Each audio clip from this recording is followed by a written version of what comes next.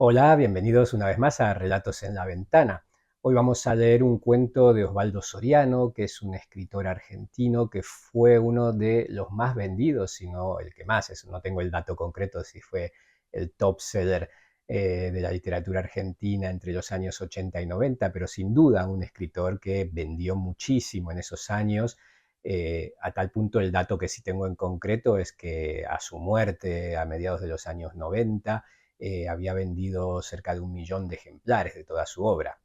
Pero empecemos desde el principio. Osvaldo Soriano nació en la década de los 40 en Mar del Plata, hijo de un ingeniero de obras sanitarias para los que siguen el canal que no sean de la Argentina, era la empresa que gestionaba el servicio de aguas en la Argentina en esos años. Por la tarea de su padre, por su trabajo, era una familia bastante nómada, es decir, que Osvaldo Soriano se crió en un sinfín de ciudades, moviéndose constantemente entre Mar del Plata, San Luis, distintas ciudades del interior del país. Finalmente, en su adolescencia, en mitad de su secundario, él decide abandonar los estudios y empezar a trabajar, y se instala en la ciudad de Tandil, muy cercana a Mar del Plata. Y allí, como autodidacta, empieza a trabajar como redactor y cronista en el diario El Eco de Tandil. Esto es a mediados de la década de los 60. Y a finales de esa década, en 1969, decide trasladarse a Buenos Aires, donde empieza a trabajar en la revista Primera Plana. Desde entonces comienza su relación con el periodismo, que duró toda su vida, a pesar de no tener una formación académica o universitaria para tal carrera. A la vez comienza en los años 70 una carrera paralela como novelista. En 1973 publica su primera novela, Triste, Solitario y Final, y en 1974 su siguiente novela sería No habrá más penas ni olvido. En 1976, tras el golpe de Estado, decide exiliarse a Bruselas. Allí conoce a la que sería su mujer durante toda su vida, con la que termina viviendo en París, y es allí en París, junto a Julio Cortázar, que comienza a publicar una revista en la que se informa de los distintos procesos y dictaduras militares que estaban en esos momentos en toda Latinoamérica. En 1983, con el fin de la dictadura, el director Héctor Olivera realiza una versión cinematográfica de la novela No habrá más penas ni olvido, que obtiene muchísimo éxito, no solo de público, sino también un éxito importante de la crítica. Obtiene también el premio principal en el Festival de Cine de Berlín, y esto reaviva su carrera como novelista. Regresa a la Argentina y en esos años, en 1984, se republica No habrá más penas ni olvido, y además también se publica por primera vez una novela que él había publicado en 1980 en Italia y que era Cuarteles de invierno, de la que también se hace una versión cinematográfica. Todo esto añadido al hecho de que empieza a escribir en el diario Página 12 una columna semanal, con lo cual le convierte en una persona muy popular de esos años y, como dije anteriormente, en el escritor tal vez uno de los más vendidos de la Argentina de esos años. La crítica no siempre fue favorable a él, pero yo creo que justamente este hecho de ser uno de los más vendidos le convierte en uno de los cronistas de esa época, de esos años, los años 70 y 80 de la Argentina, más destacados. A finales de los 80 publica otra de sus novelas más exitosas, Una sombra ya pronto serás, y también por esos años publica una serie de libros en los que se recopilan sus artículos de prensa, y también en 1993 este titulado Cuentos de los años felices, en los que publica, digamos, sus colaboraciones más narrativas para la prensa. Uno de los cuentos, el que abre la colección, se titula Otoño del 53 y, según el mismo autor dice en el prólogo, fue el primero que escribió para Página 12 y gustó bastante, y eso le hizo continuar la serie. Vamos a leer entonces ese cuento titulado Otoño del 53.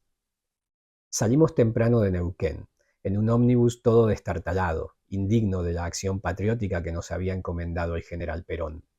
Íbamos a jugarles un partido de fútbol a los ingleses de las Falklands, y ellos se comprometían a que si les ganábamos, las islas pasarían a llamarse Malvinas para siempre y en todos los mapas del mundo. La nuestra era, creíamos, una misión patriótica que quedaría para siempre en los libros de historia, y allí íbamos, jubilosos y cantando entre montañas y bosques de tarjeta postal. Era el lejano otoño de 1953 y yo tenía 10 años. En los recreos de la escuela jugábamos a la guerra soñando con las batallas de las películas en blanco y negro, donde había buenos y malos, héroes y traidores. La Argentina nunca había peleado contra nadie y no sabíamos cómo era una guerra de verdad. Lo nuestro, lo que nos ocupaba entonces, era la escuela, que yo detestaba, y la Copa Infantil Evita, que nuestro equipo acababa de ganar en una final contra los de Buenos Aires. A poco de salir pasó exactamente lo que el jorobado Toledo dijo que iba a pasar. El ómnibus era tan viejo que no aguantaba el peso de los 27 pasajeros, las valijas y los tanques de combustible que llevábamos de repuesto para atravesar el desierto. El jorobado había dicho que las gomas del Ford se iban a reventar y no bien entramos a vadear el río, explotó la primera. El profesor Seghetti, que era el director de la escuela, iba en el primer asiento, rodeado de funcionarios de la provincia y la nación. Los chicos habíamos pasado por la peluquería y los mayores iban todos de traje y gomina. En un cajón atado al techo del Ford había agua potable, conservas y carne guardada en sal. Teníamos que atravesar montañas, lagos y desiertos para llegar al Atlántico, donde nos esperaba un barco secreto que nos conduciría a las islas tan añoradas. Como la rueda de auxilio estaba desinflada, tuvimos que llamar a unos paisanos que pasaban a caballo para que nos ayudaran a arrastrar el ómnibus fuera del agua. Uno de los choferes, un italiano de nombre Luigi, le puso un parche sobre otro montón de parches y entre todos bombeamos el inflador hasta que la rueda volvió a ser redonda y nos internamos en las amarillas dunas del Chubut. Cada 3 o 4 horas se reventaba la misma goma u otra igual, y Luigi hacía maravillas al volante para impedir que el Ford, alocado, se cayera al precipicio. El otro chofer, un chileno petizo que decía conocer la región, llevaba un mapa del ejército editado en 1910 y que solo él podía descifrar. Pero al tercer día, cuando cruzábamos un lago sobre una balsa, nos azotó un temporal de granizo y el mapa se voló con la mayoría de las provisiones. Los ríos que bajaban de la cordillera venían embravecidos y resonaban como si estuviéramos a las puertas del infierno. Al cuarto día nos alejamos de las montañas y avistamos una estancia abandonada que, según el chileno, estaba en la provincia de Santa Cruz. Luigi prendió unos leños para hacer un asado y se puso a reparar el radiador agujereado por un piedrazo. El profesor Seghetti, para lucirse delante de los funcionarios, nos hizo cantar el himno nacional y nos reunió para repasar las lecciones que habíamos aprendido sobre las Malvinas. Sentados en las dunas, cerca del fuego, escuchamos lo mismo de siempre. En ese tiempo todavía creíamos que entre los pantanos y los pelados cerros de las islas había tesoros enterrados y petróleo para abastecer al mundo entero. Ya no recordábamos por qué las islas nos pertenecían, ni cómo las habíamos perdido, y lo único que nos importaba era ganarles el partido a los ingleses y que la noticia de nuestro triunfo diera la vuelta al mundo. Elemental, las Malvinas son de ustedes porque están más cerca de la Argentina que de Inglaterra, dijo Luigi mientras pasaba los primeros mates. No sé, porfió el chofer chileno, también están cerca del Uruguay. El profesor Seghetti lo fulminó con la mirada. Los chilenos nunca nos tuvieron cariño y nos disputan las fronteras de la Patagonia, donde hay lagos de ensueño y bosques petrificados con ciervos y pájaros gigantes parecidos a los loros que hablan el idioma de los indios. Sentados en el suelo, en medio del desierto, Seghetti nos recordó al gaucho Rivero, que fue el último valiente que defendió las islas y terminó preso por contrabandista en un calabozo de Londres. A los chicos todo eso nos emocionaba, y a medida que el profesor hablaba se nos agrandaba el corazón de solo pensar que el general nos había elegido para ser los primeros argentinos en pisar Puerto Stanley. El general Perón era sabio, sonreía siempre y tenía ideas geniales. Así nos lo habían enseñado en el colegio y lo decía la radio, que nos importaban las otras cosas. Cuando ganamos la Copa en Buenos Aires, el general vino a entregarla en persona, vestido de blanco, manejando una Vespa. Nos llamó por el nombre a todos, como si nos conociera de siempre, y nos dio la mano igual que a los mayores. Me acuerdo de que al jorobado Tolosa, que iba de colado por ser hijo del comisario, lo vio tan desvalido, tan poca cosa, que se le acercó y le preguntó: «¿Vos qué vas a hacer cuando seas grande, pibe?».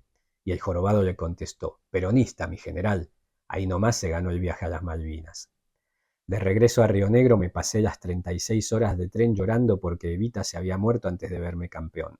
Yo la conocía por sus fotos de rubia y por los noticieros de cine. En cambio, mi padre, después de cenar, cerraba las ventanas para que no lo oyeran los vecinos e insultaba el retrato que yo tenía en mi cuarto hasta que se quedaba sin aliento. Pero ahora estaba orgulloso porque en el pueblo le hablaban de su hijo que iba a ser el goleador de las Malvinas.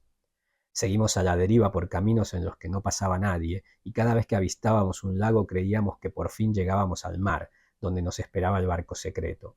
Soportamos vientos y tempestades con el último combustible y poca comida, corridos por los pumas y escupidos por los guanacos. El ómnibus había perdido el capó, los paragolpes y todas las valijas que llevaba en el techo. Segetti y los funcionarios parecían piltrafas. El profesor desvariaba de fiebre y había olvidado la letra del himno nacional y el número exacto de islas que forman el archipiélago de las Malvinas. Una mañana, cuando Luigi se durmió al volante, el ómnibus se empantanó en un salitral interminable. Entonces ya nadie supo quién era quién, ni dónde diablos quedaban las gloriosas islas. En plena alucinación, Segetti se tomó por el mismísimo general Perón y los funcionarios se creyeron ministros, y hasta Luigi dijo ser la reencarnación de Benito Mussolini. Desbordado por el horizonte vacío y el sol abrumador, Segetti se trepó al mediodía al techo del Ford y empezó a gritar que había que pasar lista y contar a los pasajeros para saber cuántos hombres se le habían perdido en el camino. Fue entonces cuando descubrimos al intruso.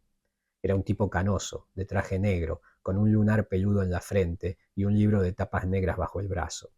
Estaba en una hondonada y eso lo hacía parecer más petizo. No parecía muy hablador, pero antes de que el profesor se recuperara de la sorpresa se presentó solo, con un vozarrón que desafiaba al viento. William Jones, de Malvinas, levantó el libro como si fuera un pasaporte. Apóstol del Señor Jesucristo en estos parajes. Hablaba un castellano dificultoso y escupió un cascote de saliva y arena. El profesor Segetti lo miró al helado y saltó al suelo. Los funcionarios se asomaron a las ventanillas del ómnibus. ¿De dónde? Preguntó el profesor, que de a poco se iba animando a acercársele. De Port Stanley, respondió el tipo, que hablaba como John Wayne en la frontera mexicana. Argentino hasta la muerte. De golpe también los chicos empezamos a interesarnos en él. No hay argentinos en las Malvinas, dijo Segetti, y se le arrimó hasta casi rozarle la nariz. Jones levantó el libro y miró el horizonte manso sobre el que planeaban los chimangos. ¿Cómo que no? Si hasta me hicieron una fiesta cuando llegué, dijo. Entonces Segetti se acordó de que nuestra ley dice que todos los nacidos en las Malvinas son argentinos, hablen lo que hablen y tengan la sangre que tengan. Jones contó que había subido al ómnibus 2 noches atrás en Bajo Caracoles, cuando paramos a cazar guanacos. Si no lo habíamos descubierto antes, dijo, había sido por gracia del Espíritu Santo que lo acompañaba a todas partes. Eso duró toda la noche porque nadie entre nosotros sabía inglés y Jones mezclaba los dos idiomas. Cada uno contaba su historia hablando para sí mismo y al final todos nos creíamos héroes de conquistas, capitanes de barcos fantasmas y emperadores aztecas. Luigi, que ahora hablaba en italiano, le preguntó si todavía estábamos muy lejos del Atlántico. Oh, very much, gritó Jones y hasta ahí le entendimos. Luego siguió en inglés, y cuando intentó el castellano fue para leernos unos pasajes de la Biblia que hablaban de Simón perdido en el desierto. Al día siguiente todos caminamos rezando detrás de Jones y llegamos a un lugar de nombre Río Alberdi, o algo así. Enseguida el general Perón nos mandó 2 helicópteros de la gendarmería. Cuando llegaron, los adultos tenían grandes barbas y nosotros habíamos ganado 2 partidos contra los chilenos de Puerto Natales, que queda cerca del fin del mundo. El comandante de gendarmería nos pidió, en nombre del general, que olvidáramos todo, porque si los ingleses se enteraban de nuestra torpeza jamás nos devolverían las Malvinas. Conozco poco de lo que ocurrió después. Jones predicó el Evangelio por toda la Patagonia y más tarde se fue a cultivar tabaco a Corrientes, donde tuvo un hijo con una mujer que hablaba guaraní. Ahora que ha pasado mucho tiempo y nadie se acuerda de los chicos que pelearon en la guerra, puedo contar esta vieja historia. Si nosotros no nos hubiéramos extraviado en el desierto de aquel otoño memorable, quizá no habría pasado lo que pasó en 1982. Ahora Jones está enterrado en un cementerio británico de Buenos Aires y su hijo, que cayó en Mount Tumbledown, yace en el cementerio argentino de Puerto Stanley. Este es el relato Otoño del 53 de Osvaldo Soriano. Espero que os haya gustado.